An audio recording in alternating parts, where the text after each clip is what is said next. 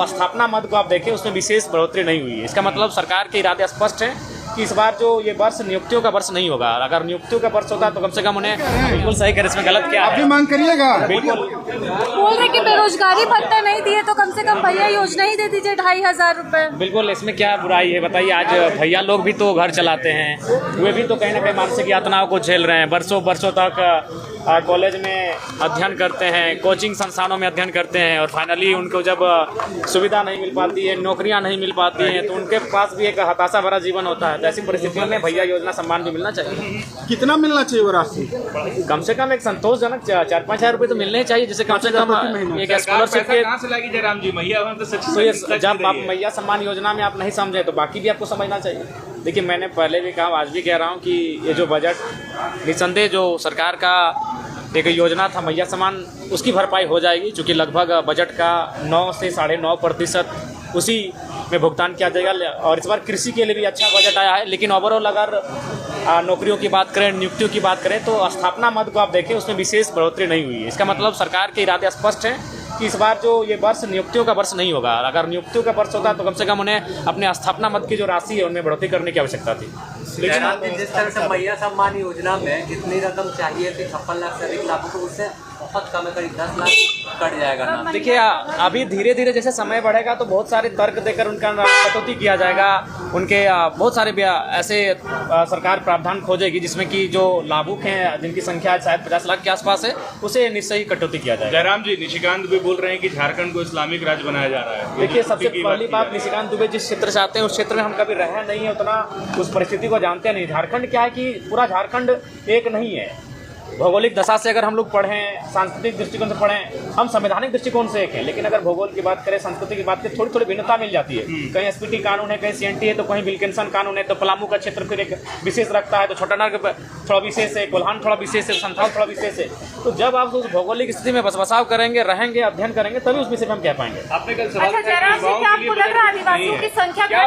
युवाओं पर ध्यान नहीं दिया जा रहा है? हमें लगता है कि सरकार युवाओं को लेकर गंभीर नहीं है और मुझे लगता है ये बहुत ही खेदजनक है। धन्यवाद। थोड़ा सा टाइम कि आदिवासी मूलवासियों के लिए बजट में कुछ नहीं है। नीचे कर लो भाई। देखिए, हमारे माननीय विधायक चंपाई सोरेन जी पिता समान रहे हैं।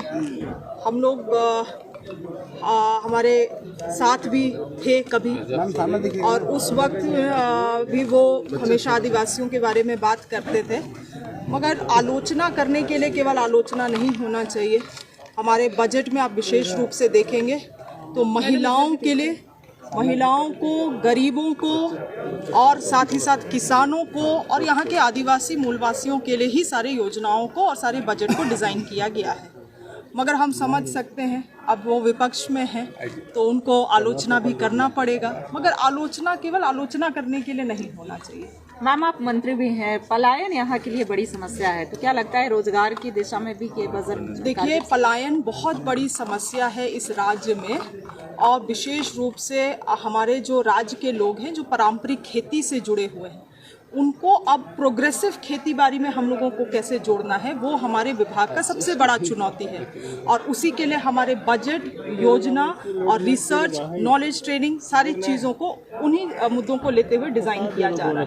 मैम, बजट में स्पेशल है कृषि विभाग में क्या स्पेशल है? कुछ खास बात बजट में है? आप देखेंगे तो स्पेशल हमारे पास इरिगेशन को लेके हैं। पहले हम लोग भूमि संरक्षण से इरिगेशन के रूप में तालाब का जीर्णोद्धार करते थे, डीप बोरिंग देते थे और पर्कुलेशन टैंक वाटर हार्वेस्टिंग के लिए करते थे।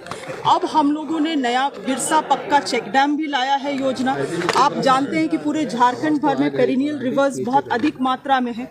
पेरिनियल रिवर्स में छोटे लूज बोल्डर के चेक डैम बना के पानी को कैसे रोकना और उन पानी को खेतों तक पहुंचाने के लिए इस योजना को विशेष रूप से लाया गया है। एंटरप्रेन्योरशिप के लिए वैसे एग्रीप्रेन्योर्स, वैसे प्रोग्रेसिव किसान जो एक तरीके से जीडीपी में वैल्यू ऐड कर रहे हैं, उन लोगों को हम लोग कैसे आगे बढ़ा सकते हैं, उनको कैसे आर्थिक सहयोग कर सकते हैं, वो भी हमारे पास स्कीम है। आप देखेंगे कि बहुत सारे अधिकतर दीदियां फेडरेशन से, समितियां से जुड़ के पोल्ट्री में बहुत अच्छा कर रही हैं, पशुपालन में बहुत अच्छा कर रही हैं, उनके लिए भी योजना है। तो निश्चित रूप से जैसे मैंने पहले भी कहा था, जो चीज़ें हमारे विभाग के लिए पूर्व में अच्छा काम की हैं उनको हम लोग और भी बृहद स्तर पे करने वाले हैं। कांग्रेस कोटे में बहुत कम राशि देख रहे हैं, सत्ता पक्ष तो कह रहा है कि बहुत ऐतिहासिक बजट है, बहुत बड़ा बजट है। इतना बड़ा बजट आया नहीं था अब तक झारखंड का। देखिए, समय के अनुसार सब परिवर्तन होता रहता है। अब आप देख सकेंगे कि राज्य सरकार जिस तरीके से बजट लाए हैं, इसमें युवाओं का अपेक्षा ज़्यादा था, महिलाओं के प्रति अपेक्षा ज़्यादा था, अन्य वो अपेक्षाएं थी, कहीं ना कहीं राज्य सरकार उसको कमज़ोर करने के काम किया है। ये निराशाजनक बजट है, जिसे राज्य के हित के लिए नहीं बल्कि वो अपने हित के लिए बजट को पेश करने के काम किए। और हम समझ सकते हैं कि आज भारतीय जनता पार्टी सरकार को इस चीज़ को बतलाने के काम कर रही है कि राज्य में जो आज विकास की गति तेज होनी चाहिए, क्योंकि हेमंत सोरेन जी का ये दूसरी बार है और हमें लगता है कि दूसरी बार में हेमंत सोरेन जी अच्छे तरीके से राज्य हित में, युवाओं के हित में और बेरोजगारी के हित में कार्य करने के काम करते। लेकिन जहाँ तक जो हम लोगों ने देखा वो कहीं न कहीं वो विकास अहित कार्य के लिए बजट लाया गया है। ये बजट पूरी तरीके से निराशाजनक है। आपने महिलाओं की बात की, महिलाओं की उम्मीद की बात की, और सबसे ज़्यादा तो एलोकेशन उसी के लिए है, उसी डिपार्टमेंट के लिए, सोशल जस्टिस के लिए। देखिए, वो करने से नहीं होगा। बजट में पेश कर देना और ये कर देना कोई बड़ी चीज़ नहीं है। आप देखे होंगे कि आज युवा बेरोजगार है, युवाओं के लिए कुछ सोचा नहीं गया, और युवाओं के लिए अगर सोचा जाता तो हम कहते कि हाँ, राज्य हित में और विकास हित में बजट लाई गई है। ये पूरी तरीके से निराशाजनक बजट है, राज्य हित के लिए बजट नहीं है। इरफान अंसारी जी माननीय मंत्री हैं और बहुत ही इस सदन में हल्की बात करते हैं और बाहर में भी उनको हमेशा सुर्खियों में रहने की आदत है। अगर माननीय निशिकांत दुबे जी ने ये बात को रखी है तो इसको गंभीरता से लेना चाहिए। इसमें हमेशा हिंदू मुस्लिम करने की क्या आवश्यकता है? हाउस में भी क्या, हाउस में इसके उठाएंगे क्या इस मामले को लेकर? जहाँ भी जरूरत पड़ेगा, जहाँ भी अन्याय होगा उसके खिलाफ जरूर बात को बुलंदी से रखेंगे। 3D बजट कैसा लगा? ये बजट जो देखने को मिला, ये अपने आप में कोई नयापन नहीं है। आप देखिए कि 55 लाख महिलाओं को अगर 2500 रुपया प्रति माह देना है तो लगभग 16,000 करोड़ से ऊपर का बजट आता है। तो 13,000 करोड़ का प्रावधान दिया गया।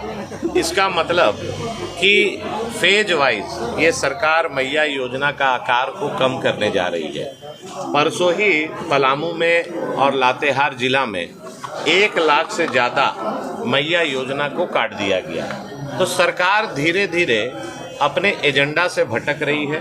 उन्होंने चुनाव के पूर्व और राज्यपाल के अभिभाषण में ये बात कहा था कि झारखंड में सभी महिलाओं को, उन्होंने कोई टर्म्स एंड कंडीशन नहीं दिया था, सभी महिलाओं को 2500 रुपया हर माह देगी। अब आप देखिए कि चुनाव के बाद अंचल कार्यालय में, बीडीओ ऑफिस में महिलाओं का लाइन लगा हुआ है और फॉर्म भरने के लिए लोग वहाँ पर लाइन में सुबह से शाम खड़े हैं। तो सरकार को इस बजट में बताना चाहिए था कि जो महिलाएं छूट गई हैं